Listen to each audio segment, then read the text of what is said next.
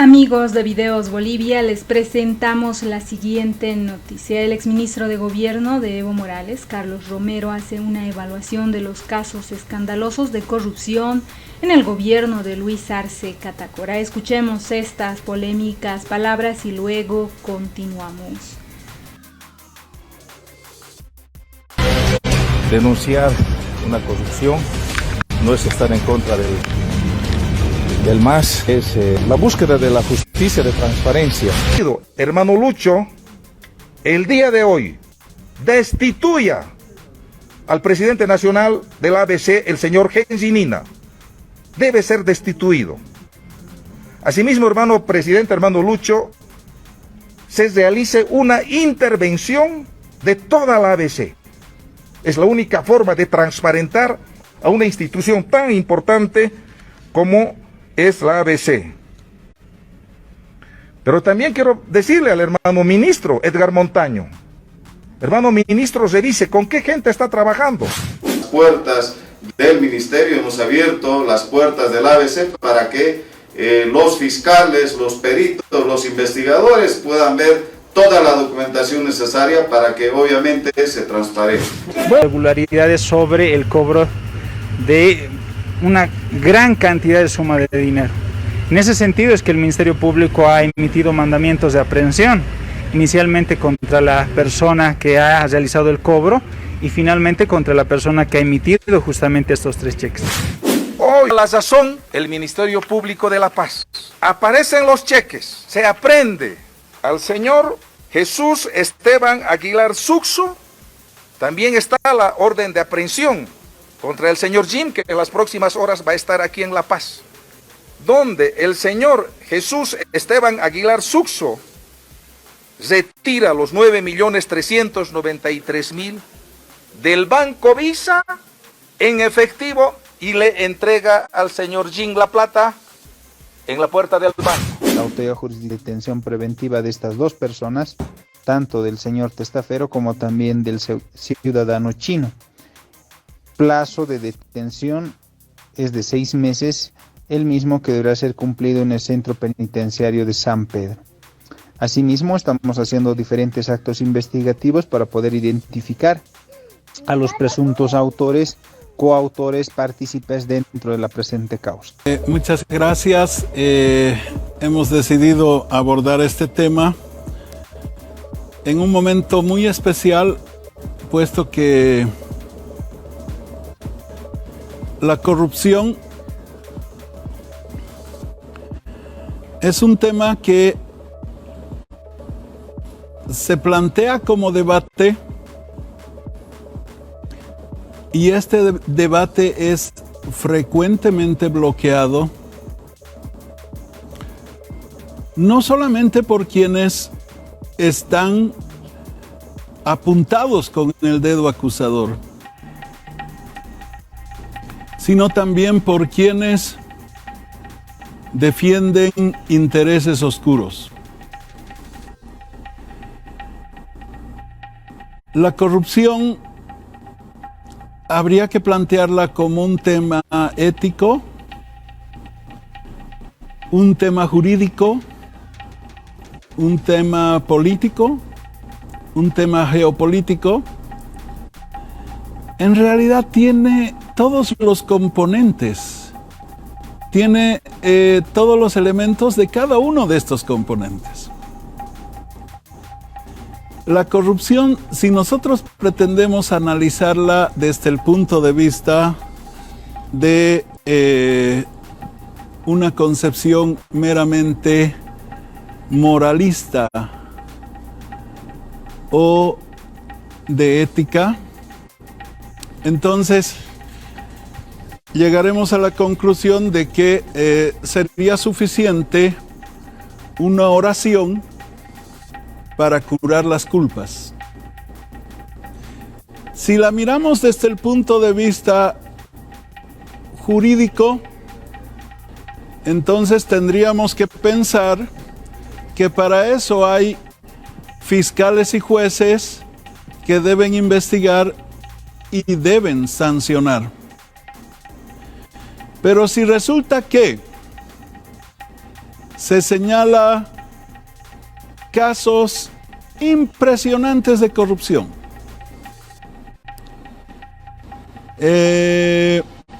Fundamentalmente en los últimos años. Y pueden haberlos también más atrás.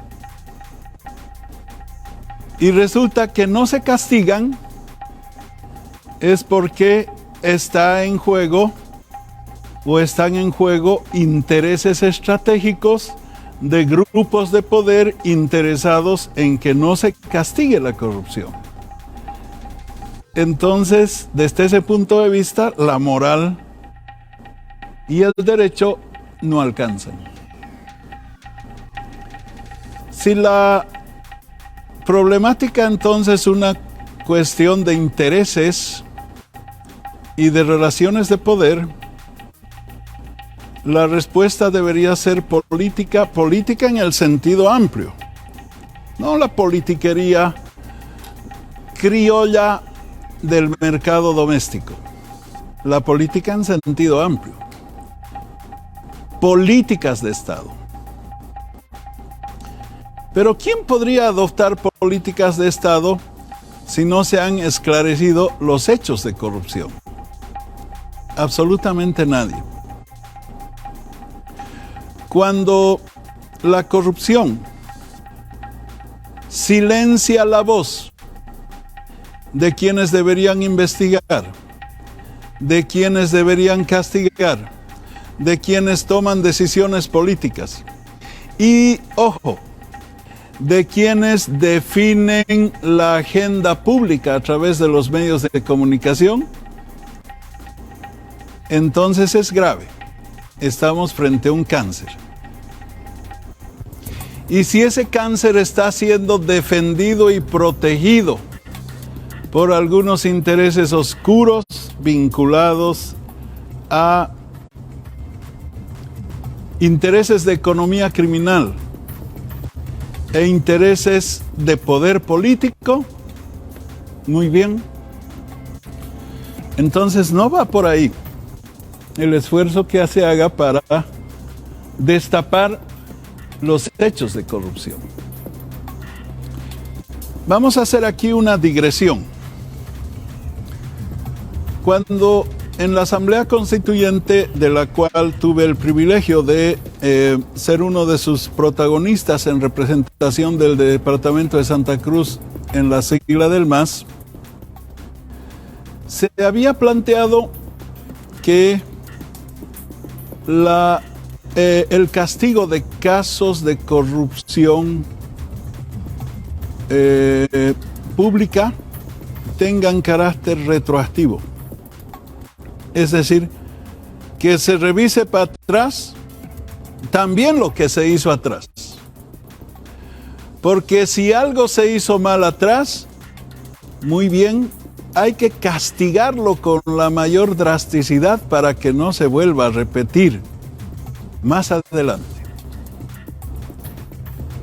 Entonces, eso motivó la preocupación de muchos políticos que rechazaban la formulación de este artículo porque pensaban que el artículo respondía a una estrategia maquiavélica solamente para perseguir. A veces se utiliza la Biblia,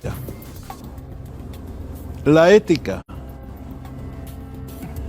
y el discurso político radical de lucha contra la corrupción para perseguir políticamente, sí se utiliza. Y cuando se lo hace, tendrán seguridad de que si una cosa está armada, una cosa es ficticia, se va a caer pronto. Y el que lo hizo será castigado 3 veces. Luego les diré por qué 3 veces. Pero si la corrupción sirve para salvaguardar no solamente la moral de una sociedad, los valores de una generación, sino también el cohesionamiento de un Estado, entonces esa lucha por la corrupción tiene que ser absolutamente radical. Hay un límite en las ideologías, hay un límite. Ese límite no se cruza. El límite es que las diferencias ideológicas encubran hechos de corrupción y se disfracen bajo pugna ideológica o pugna generacional. El que lo hace es no solamente un delincuente peligroso, sino un delincuente que debe ser castigado con la mayor severidad porque está recurriendo a la manipulación de los sentimientos colectivos, a las aspiraciones de los jóvenes renovadores, a las, creencias y nobles ideales de las personas para manipular y encubrir sus graves delitos. Entonces, cuando estamos frente a un delito, ahí deberían, en teoría, desaparecer las diferencias ideológicas, porque todos, independientemente de que si pensamos como conservadores, progresistas o centristas o lo que fuere, todos deberíamos coincidir en el objetivo común de castigar la corrupción. Y deberíamos castigarla. Pero si resulta que los apuntados con el dedo son defendidos por los que no están directamente apuntados, algo está mal. Y entonces estamos al borde de un cáncer. Ese es el cáncer. El cáncer es cuando desaparecen las ideologías y los de la derecha y los de la izquierda y los golpistas y los víctimas de los golpistas y los no sé quiénes se defienden entre ellos. Entonces ahí ha aparecido un cáncer. Y cuando el cáncer se está expandiendo, hay que erradicarlo. Hay que erradicarlo. Hay que hacer un parteaguas. Porque ese cáncer va a frustrar la historia de un pueblo. Va a frustrar los ideales de un país. Y sobre todo va a frustrar los objetivos estratégicos de un Estado. Este debate no admite transacciones. ¿Por qué? Porque cada 50 años el mundo se reordena. Y ese reordenamiento del mundo busca copar espacios estratégicos ahora, ya no solo del planeta, sino también del espacio, por parte de quienes pretenden definir el curso de las relaciones internacionales y del nuevo orden para los siguientes 50 años. Ahora, si alguien se hizo sobornar con un narcotraficante, y luego serán 2, y luego serán 3, y luego serán 10, nunca más podrá salir de ese problema. Porque el día que deje de proteger a los narcotraficantes, le van a dar un tiro en la cabeza. Desde una moto. Por parte de un sicario. Y si pretende esconder y dilatar su grave pecado y no asumir su responsabilidad individual para no sacrificar los ideales de un pueblo, igualmente no llegará lejos. Ahora bien,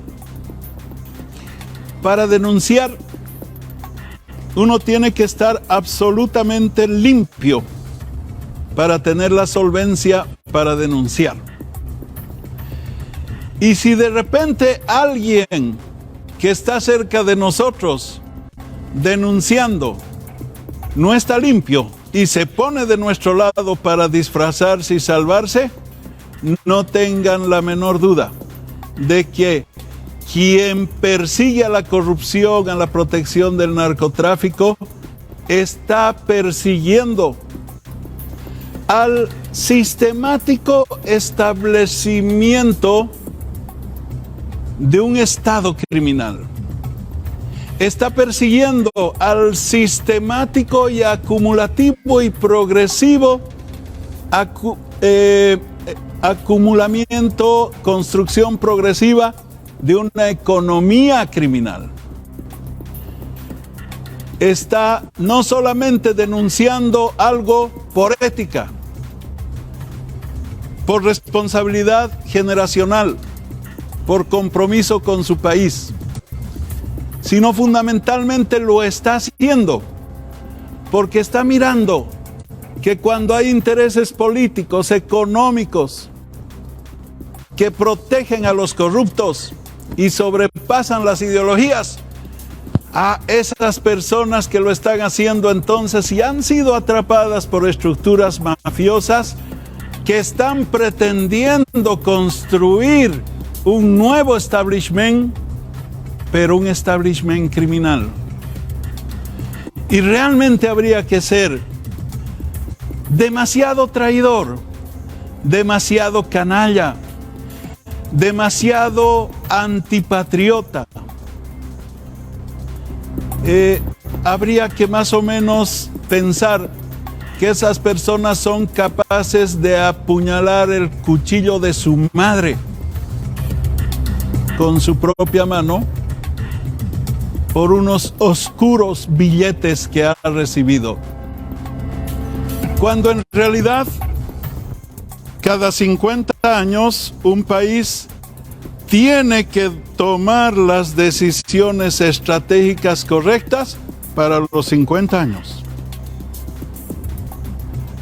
Donde uno va a estar muerto, pero de aquí para adelante,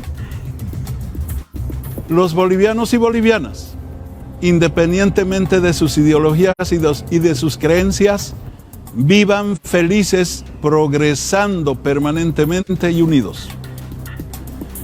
Pero si unos corruptos han estructurado mafias, se abrazan desde sus supuestas diferencias ideológicas para proteger sus mafias, no solamente están encubriendo la mafia, sino sobre todo están poniendo en juego la posible frustración de un país para los siguientes 50 años.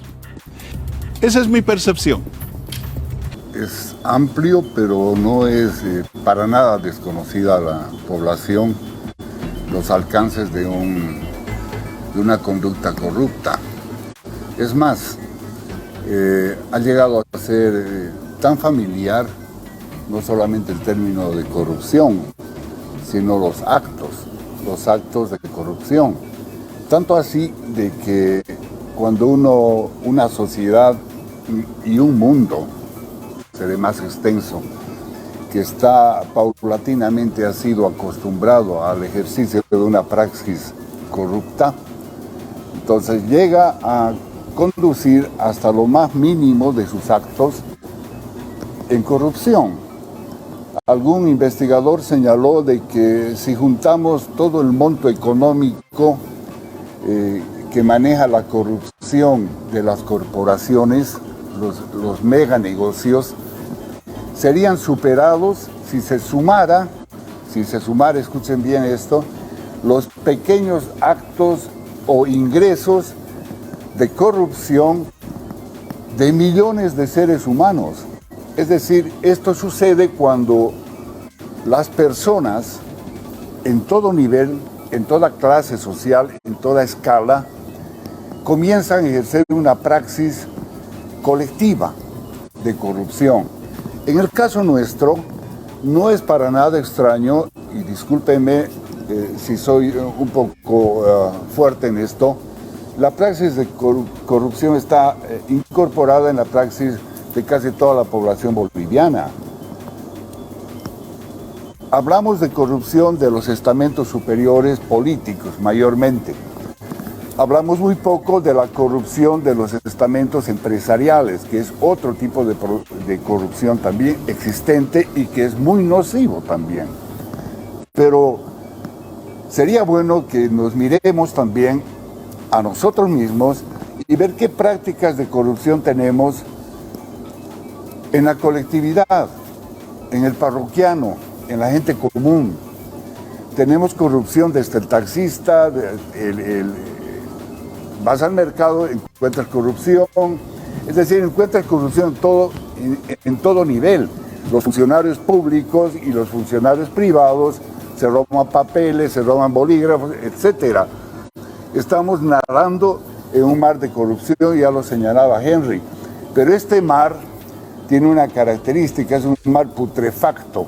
La misma palabra corrupción, que es una palabra latina, tiene esa connotación, putrefacción. Y la putrefacción nos es más conocida cuando vemos un cadáver, sea de un perro, de un ser humano, hasta el olor es repulsivo. Pero parece que esto ha dejado de ser repulsivo.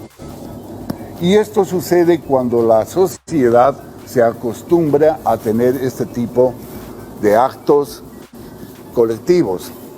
Entonces, no es nuevo para nosotros gobiernos corruptos, no es nuevo un liderazgo político corrupto, no es nuevo para nosotros tener empresarios corruptos que se meten a hacer negocios con el gobierno o con empresas extranjeras, etcétera. Siempre los hemos tenido. Y la sociedad ha aprendido esta praxis. Y a eso se ha incrementado, ¿por qué? Por la crisis de las personas no pudiendo salir de su pobreza, entonces les ha sido demandada interiormente un trabajo interno, el querer salir de esta crisis de una forma errónea. Aún tenemos gente que justifica, por ejemplo, voy a poner un ejemplo para que sea más entendible, alguna gente que justifica, por ejemplo, el actuar del soborno a nivel de policías de bajo rango, ¿no es verdad? Todo el mundo sabe de esto. Tony, entonces, quizás para que no la población quede con alguna impresión, ¿es que acaso la condición económica de una población determina que ésta tenga comportamientos corruptos? Tiene que ver, no es que determine, pero tiene que ver. Lo que tiene que ver para todos, sea población pobre, sea población rica, es un aspecto de la naturaleza humana. El ser humano tiene dos naturalezas conviviendo en sí mismo. Una naturaleza que está inclinada a la corrupción y otra naturaleza que está inclinada a lo contrario de la corrupción, que es la transparencia. En ello va la honestidad, etc. Depende de cada ser humano, ¿no?, qué parte de su ser le va a alimentar más. La corrupción está ligada eminentemente con... la corrupción, por supuesto, no es una causa, ¿sí?, es un efecto. Y la causa de esto es la codicia del ser humano por tener más. La raíz de todos los males es el amor al dinero, dijo un gran maestro. Entonces, cuando la crisis, la pobreza aumenta, es extorsiva, es opresora, ¿sí?, los regalos, dijo un rey antiguo, las dádivas tuercen el corazón humano. Entonces, cuando las personas en situación de carencia ven que las personas que están ejerciendo, por ejemplo, el poder político, se enriquecen fácilmente, y lo vemos claramente en nuestros propios barrios. Alguien dijo que es un pueblo tan chico que todo el mundo se da cuenta quién era rico hace 6 meses y quién ahora ya no lo es. Y eso es por efecto de la corrupción. A esto debe añadirse una relativización completa, y hace muchos años, de los valores inherentes a la tradición familiar que estaba sustentada por estos valores, como por ejemplo ser honesto, decir siempre la verdad, no alzar ni las monedas de la abuela en la casa. Pero esto se ha ido deteriorando de a poco. Y en ello ha colaborado ciertamente el mal ejemplo dado por las personas que, bueno, deberían darnos el ejemplo mayor. Los padres de la patria, los líderes, los religiosos, los religiosos que hablan de Dios, etcétera, y andan en la Biblia para acá, pero se dedican a robar. Ya lo hemos visto el 2019 y el 2020. Entonces, ese deterioro tiene que ver con la relativización de todos los valores que tradicionalmente sostienen a una sociedad. No es exclusivo de Bolivia, esto es, el mundo anda así. Ahora, debemos preocuparnos de lo nuestro, Estamos entrando en una crisis y somos un país pequeño, un país que está luchando, que ha luchado muchos años, particularmente en la última parte de este siglo XXI. ¿Para qué? Para que pueda salir de esa pobreza atroz, una república de la miseria. Es totalmente diferente que otros países que tienen ya un cierto nivel, digamos, con el cual enfrentar ciertas cosas. Nosotros todavía tenemos problemas con la estructuración legal, de la represión de la corrupción. Hasta el día de hoy tenemos serios problemas. Es decir, nos encontramos con cosas tan sorpresivas que todo el mundo ya sabe que no vale la pena aquí mencionarlas, porque todos en casa conocemos perfectamente hasta dónde ha llegado este cáncer. Dice la teoría que cuando hay una concentración de poder sumado a la asociación de riqueza proveniente de actividades ilícitas o que gozan de cierto grado de impunidad, el resultado es evidentemente el surgimiento y el desarrollo de la corrupción. Doctor Romero, eso lo señala la teoría. ¿En qué medida esto es cierto en la realidad que estamos atravesando, no solamente en Bolivia, sino en varios escenarios de la región? Sí, muchas gracias. Hace rato Tony Sánchez decía que si analizamos por lo menos en función de las tendencias, cuánto representa la corrupción en el mundo. Bueno, es difícil calcular, ¿no es cierto? Porque la corrupción no deja facturas. Pero más o menos las proyecciones que se hacen en términos de tendencia por parte de Transparency International señalan que por lo menos un monto equivalente al 5% del Producto Interno Bruto Mundial es lo que se desvía a los bolsillos de unos mafiosos para sacrificar los proyectos colectivos de los pueblos. Es decir, es una cifra significativa. Pero luego también decían ustedes es que la corrupción siempre ha existido. La respuesta es sí. La corrupción siempre ha existido. Y la corrupción siempre ha sido protegida e inclusive ha sido premiada.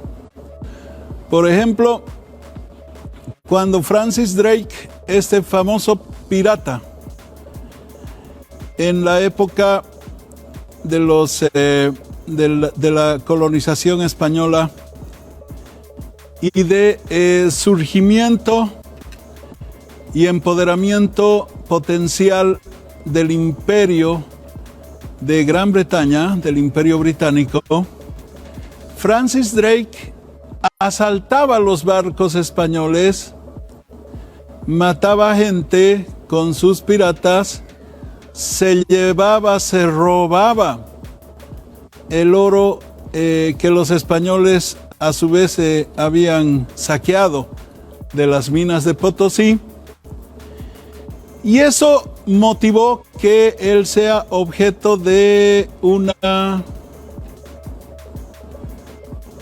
condecoración, de un reconocimiento por parte de la reina Isabel de Inglaterra. Así está escrito en la historia. Pero claro, Francis Drake era la excepción. El tema es que luego ustedes dirán, la corrupción existe entre los políticos, pero también entre la población civil. Y es verdad, porque la corrupción es un fenómeno de criminalidad, y la criminalidad a su vez se puede explicar desde una perspectiva de la biología criminal, de la psicología criminal y de la sociología criminal. Es decir, es un fenómeno multicausal. Pero resulta que un antropólogo muy reconocido, que está registrado en la historia oficial de la criminología como el que dio pie al nacimiento de la criminología científica en Italia, se llama este italiano clásico, apellida Lombroso. Y resulta que Lombroso decía que el delincuente nace. Por eso planteó la teoría del delincuente nato. Y hacía una explicación antropológica de las características propias del delincuente que nace. Pero resulta que esa descripción antropológica del delincuente coincidía con el indio del sur y con el negro del África. En conclusión, los delincuentes eran los de las clases bajas. Claro, la teoría era muy rebatible. Por tanto, su seguidor Enrico Ferri, también en Italia, otro de los clásicos, dice, bueno, si bien los delincuentes podrían nacer por rasgos genéticos, en realidad los delincuentes por tendencia podrían convertirse en sujetos peligrosos, y es así que crea la teoría del sujeto peligroso. Y el sujeto peligroso es una persona que no es portadora de un buen traje, que tiene el pelo crecido de repente, que tiene no sé qué, un tatuaje. Ese es un sujeto peligroso que tiene que estar en la mira de la policía. Y entonces, miren dónde, en Estados Unidos, una escuela surge y dice, no, criminalizar al pobre es fomentar la teoría del lower class, cuando en realidad el pobre evidentemente roba muchas veces por necesidad, pero el gran delincuente, ¿no es cierto?, es en realidad el delincuente de cuello blanco. ¿Dónde surge la teoría del delincuente de cuello blanco? La teoría del delincuente de cuello blanco surge también en una escuela norteamericana, que dice que si tú por su apariencia vas a criminalizar a un sujeto que de repente no puede tener mejor apariencia porque es pobre, en realidad estás persiguiendo de repente a un delincuente, pero al menos peligroso. Y el delincuente peligroso es aquel que arma sus artimañas, deja las menores pistas posibles y está protegido por el poder político y económico y por los medios de comunicación. ¿Saben por qué? Porque es un delincuente que tiene cuello blanco. Entonces, algunos delincuentes que nacen con estatus social bajo y aspiran a subir su estatus en la sociedad para vestirse como ricos y disfrazarse de cuello blanco, entonces lucen vistosos trajes y muchos adornos, ¿no? Estarán siempre a la moda con las mejores marcas. Pues bien, esto no es una casualidad. ¿Quién fomenta la delincuencia? En las clases altas y en los estratos bajos. El que apunta a construir, fíjense bien lo que voy a decir, un establishment criminal. El que apunta a sustituir el establishment legal con sus leyes, sus instituciones, sus normas de la moral, sus creencias religiosas, por un estado oscuro, paralelo, mafioso, configura un establishment criminal, donde las grandes mafias ahora sí pueden concatenar todas las actividades criminales y someter a capricho, a prisión permanente, a quienes tengan que obedecer sus órdenes o sus caprichos, y en caso de que se nieguen a hacerlo, le dispararán un tiro en la cabeza. ¿Saben por qué? Porque en ese momento el establishment criminal es más fuerte que el establishment legal. Algunos dicen, narcoestado es cuando un ministro, un fiscal o un policía están protegiendo al Estado. No, mentira, eso no es narcoestado. Esos ministros, fiscales o policías que protegen narcotraficantes o corruptos, estén ubicados estos en la ABC, estén ubicados estos en el Ministerio de Gobierno, en la Fiscalía, en algunos lugares de la Fuerza Especial de Lucha contra el Narcotráfico, estén ubicados estos en la Gobernación cruceña, en la Alcaldía de Santa Cruz o en la Alcaldía de La Paz o donde fuere, ¿no es cierto? Simplemente son unos corruptos. Claro, corruptos despreciables, porque utilizan la función del servicio público y el mandato del pueblo para robarle al pueblo. El problema es que luego estos corruptos, que como no pueden defenderse, entonces tienen que inventarse y hacerte guerra sucia en las redes sociales, porque tienen que decir que también tú eres corrupto, que no tienes moral. Es decir, construyen luego la idiosincrasia de que el que no roba en una función pública es un tonto. ¿No es cierto? Tienen que hacerlo así para tratar de encubrirse.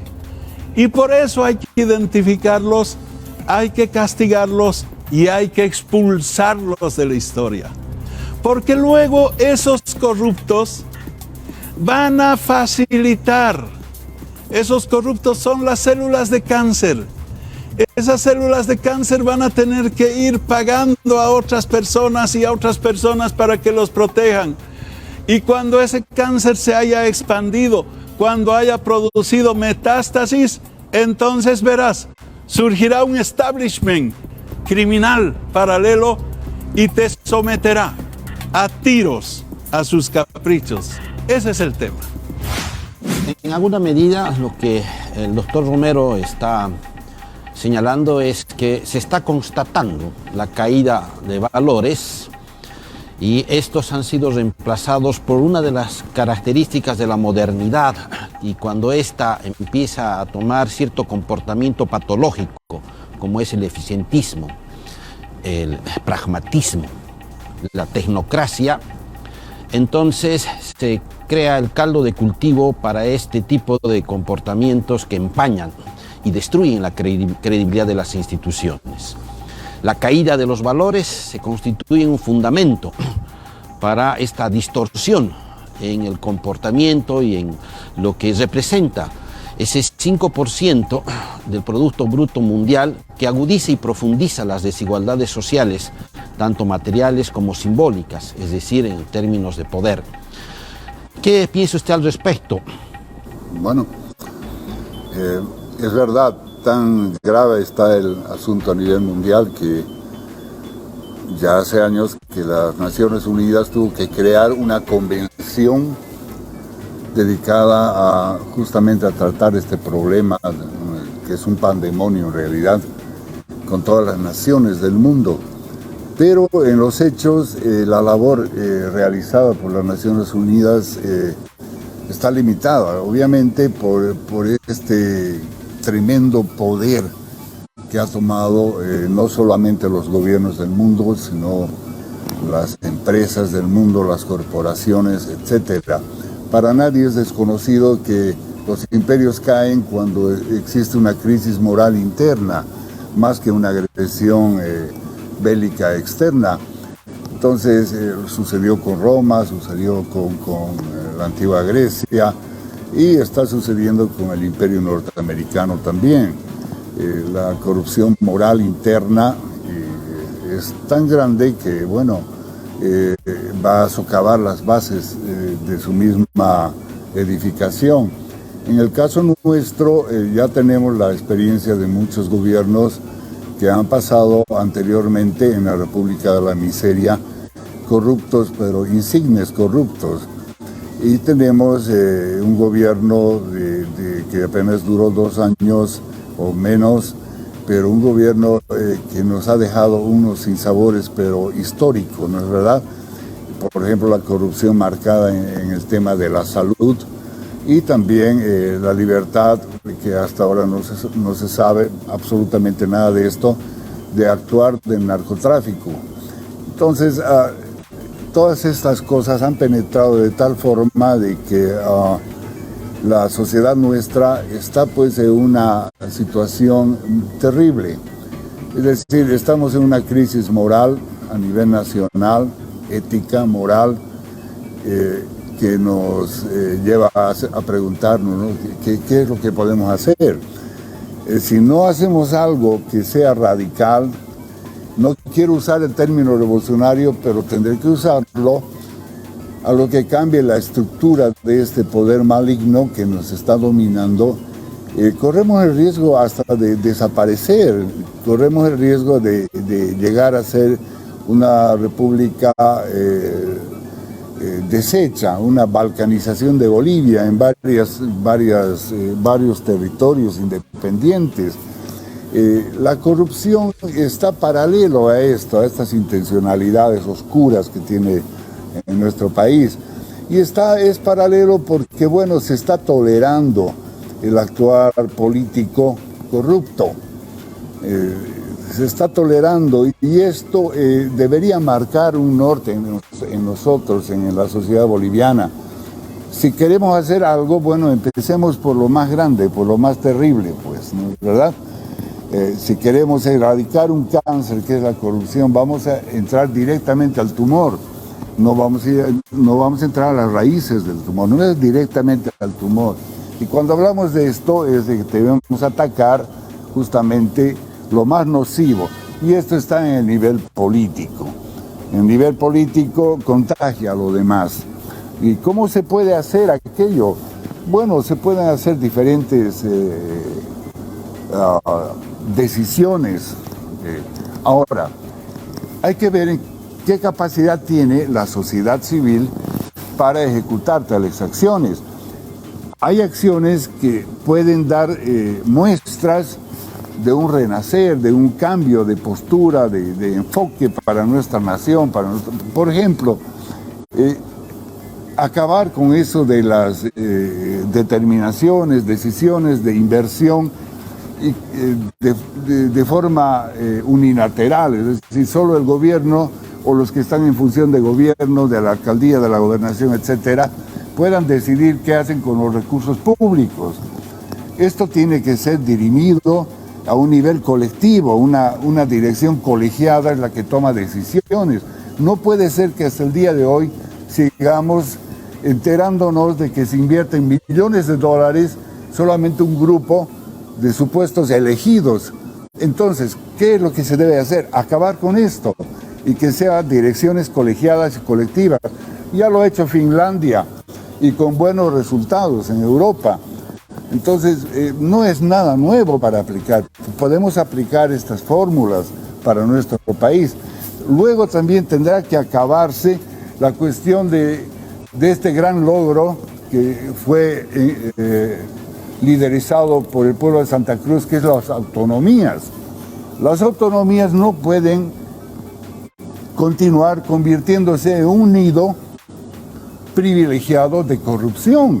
Es decir, en las autonomías, que es una medida administrativa para manejar mejor los recursos del Estado, han llegado a convertirse en un chaco, le dicen aquí en Santa Cruz, ¿verdad? Un nido en el cual ni la Contraloría del Estado ni nadie puede intervenir para saber qué se está haciendo con los recursos. Así tenemos gobernaciones, alcaldías, universidades que están manejando displicentemente los recursos que son de todos los bolivianos. No debe olvidarse que la corrupción, ¿sí?, es maldita, es putrefacta, porque justamente va a tomar recursos que son para todos y los toma para un grupo privilegiado. Y sea de cualquier partido, de cualquier color, cualquier ideología. Las circunstancias no simplemente responden a casualidades. Acá se ha hablado de recursos, de intereses. ¿Solo acaso hay ciertos sectores locales, nacionales, que están interesados en provocar esta suerte de confusión, o hay factores externos que están coadyuvando a generar este escenario de confusión, de modo que a río revuelto dicen ganancia de pescadores? Bueno, evidentemente inauguramos una década turbulenta en el mundo a partir del COVID. Unos plantean la hipótesis de que el COVID fue un arma biológica para responder al bloqueo comercial que pretendía Estados Unidos contra China y al juicio contra Huawei por la disputa del espacio. Luego, Estados Unidos hizo avanzar a la OTAN hacia Ucrania y provocó la invasión, la intervención militar de Rusia. ¿Por qué Estados Unidos hizo avanzar a la OTAN hacia Ucrania? Porque quiere controlar ese mercado del gas. ¿Y por qué Rusia se defiende militarmente? Porque está defendiendo su mercado de gas. Ahora bien, esta década continuará siendo así. Por eso, las potencias del norte, Alemania, Estados Unidos, etcétera, revisen las cifras, están multiplicando su presupuesto militar. Mientras, ¿qué está pasando en el sur? Lo que sucede es que una vez que el mundo sea rediseñado en función de un orden multipolar, ese orden multipolar vendrá por los recursos estratégicos del sur. El 2030, el 90% de los automóviles en el mundo serán automóviles y vehículos en general, en medios de transporte que funcionan a electricidad. ¿No es cierto? Entonces el 2030 tangencialmente se habrá disparado el precio del litio. Pero también la industria del hierro, la siderurgia. Y obviamente, una vez que las potencias hayan terminado de disputar su nuevo reparto del mundo, vendrán por los recursos estratégicos del sur. Entonces, para eso necesitan estados que estén infectados, que estén flacuchentos, liquichiris, débiles, moribundos, porque el cáncer que le han introducido avanzará y producirá metástasis. Y el cáncer se produce cuando se le pregunta a alguien, ¿por qué no atrapaste a este narcotraficante? Y entonces desvía el debate, se calla y desde la oscuridad de sus páginas sociales te responde con insultos. Y la complicidad de algunos sectores de la servidumbre mediática igual desviarán el debate, porque será más importante hasta un desfile de belleza que esclarecer la protección al narcotráfico. Pero si el policía que está protegiendo al narcotráfico no es castigado por su ministro de gobierno, y si el ministro de gobierno no es castigado drásticamente por su presidente, entonces sospechas de que el cáncer está avanzando. Pero si resulta que cuando al denunciado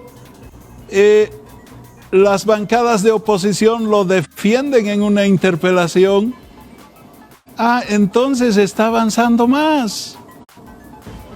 Ya está oliendo a putrefacción, ya hay olor nauseabundo.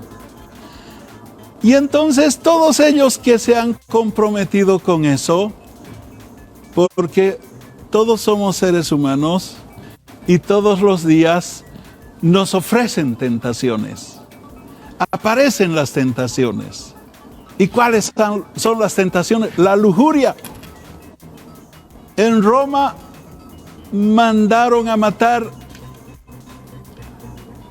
al Salvador que iba a nacer, mandaron a matar a todos los niños. Y como no lo pudieron matar a Cristo, lo crucificaron en una cruz, porque tenían que matarlo para salvar la lujuria de un imperio. ¿No es cierto? Entonces, lógicamente, cuando eso sucede y cuando en realidad le vas a consultar a la DEA, ¿qué tienes que hacer? La DEA te dirá, ¿sabes qué? Acúsalo de narcotraficante al que te está denunciando, porque ese es el peligroso. ¿Por qué te va a decir eso? Porque necesita que tú hagas eso para frustrar el destino de un pueblo. El diagnóstico es más que evidente. Estamos viviendo tiempos muy complejos, donde indudablemente hay afanes de concentración de poder, el despliegue de estrategias para generar riqueza y muy probablemente utilizando formas que generan impunidad. Advertimos también que cada vez se profundizan las desigualdades sociales y lo más preocupante, hay una reversión de valores. Cortito, ¿qué hacemos? Yo quiero puntualizar que cuando hablamos de educación con valores, esto es central.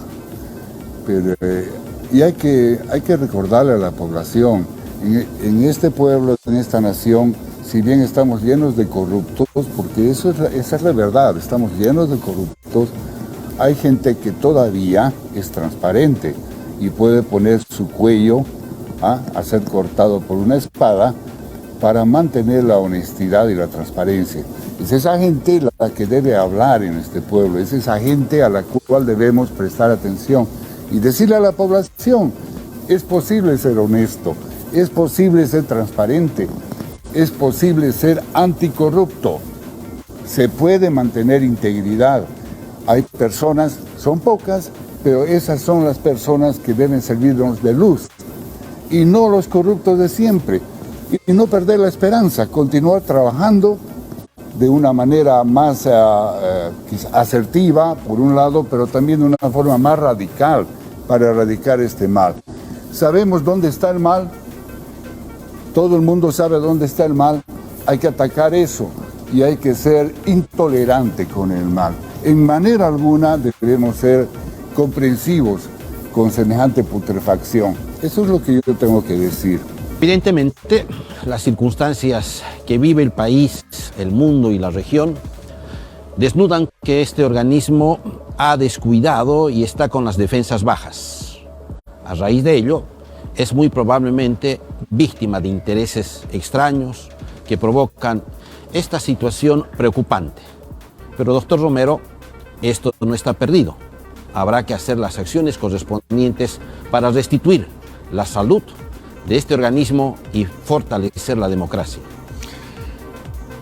Sí, evidentemente, esto indudablemente es una batalla bastante larga, bastante sacrificada, pero yo reitero, están en juego tantas cosas que definitivamente uno no puede ser tolerante e indiferente ni encubridor. Y estando en juego el futuro de un pueblo para los siguientes años, por las razones de la reconfiguración del orden mundial que he señalado, ¿no es cierto? Si el corrupto está en función pública, debes castigarlo. Y si no está en función pública, pero delinquió a tu nombre, debes castigarlo igual. Debes hacerlo castigar igual. Todo se puede perdonar. Una ingratitud, se puede perdonar, qué sé yo, un sentimiento, lo que sea, pero no se debe perdonar a un corrupto. Porque cuando perdonas a un corrupto, estás dejando libre a un mono con gilet para que vaya a cortajear los cuerpos de personas inocentes, frustrando su destino.